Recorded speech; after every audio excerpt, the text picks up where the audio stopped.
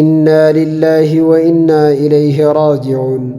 أبان أبولي سكينيا برتا خالد بشير أبو بشير حسن sababii balaa tasaa isarra gahee tureen dhukkubsachaa kan tureem sababa ilma isaatiin namoonni baay'een kan isa deeggaraa turan namoonni jajjaboon biyyi kun qabdu kanneen akka Ustaaz Suufiyaanii fi namoonni baay'een kan isa deeggaraa turan guyyaa har'aan tanaa gara fuula Rabbii deemuun isaanii dhagahamee jira.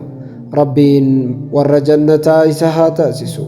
اللهم اغفر له وارحمه وعافه واعف عنه واكرم نزله ووسع مدخله واغسله بالماء والثلج والبرد ونقه من الخطايا كما ينقى الثوب الابيض من الدنس وابدله دارا خيرا من داره واهلا خيرا من اهله وزوجا خيرا من زوجه وادخله الجنه وقه فتنه القبر وعذاب النار.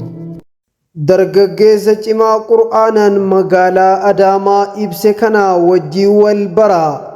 dargaggeessi baabaan Sheek Amiin Ibroo badhaasaa jiru kan suuraa isaa armaan gadiitti agartan kun Fu'aad Khaliifaa Jundii jedhama. dhalataa gaara mul'ataa aanaa laga Odaatiin yeroo ammaa barataa faarmaasii waggaa afuraffaati. hundeessaa fi hoogganaa markaza Khabbaab Ibnul Arattiiti.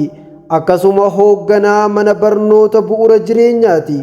waggaa 5 dura magaalaa Adaamaa keessatti markaza kana hundeesse.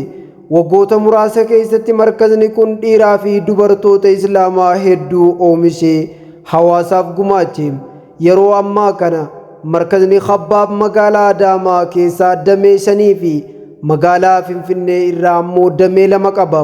walumaa galatti barattoota 900 ol barsiisaa jira. kana keessaa 105 hifzii barachaa jiru. 100 ammoo haadholeedha. waggoota 3 dabraniif dubartoota boru haadha tahan 20 ol erga quraana haffasiisee barnoota shari'aa barsiisee fi leenjii jireenyaa kenneefiin booda guyyaa kaleessaa eebbisiisee jira. maashaa Allah. hojiilee gurguddoo armaan olitti isiniif lakkaawe kana hunda duubam Ustaaz Fu'aad Khaliifaatu jira. dargaggoonni yoo cimanii diiniif hojjetan jijjiirama guddaa akka fiduu danda'aniif hojiin Ustaaz Fu'aad ragaa guddaadha. obboleessa keenya Fu'aad Rabbiin irraa haa qeebalu. kana caalaa diiniif hojjechuu isaaf haa laaffisu. nutii fi isas warra jaala Rabbii argatee milkaa'urraa Rabbiin nu haa godhu jechuun barruu isaa kan xumureem Ustaaz Ammaar Amiin Ibrooti.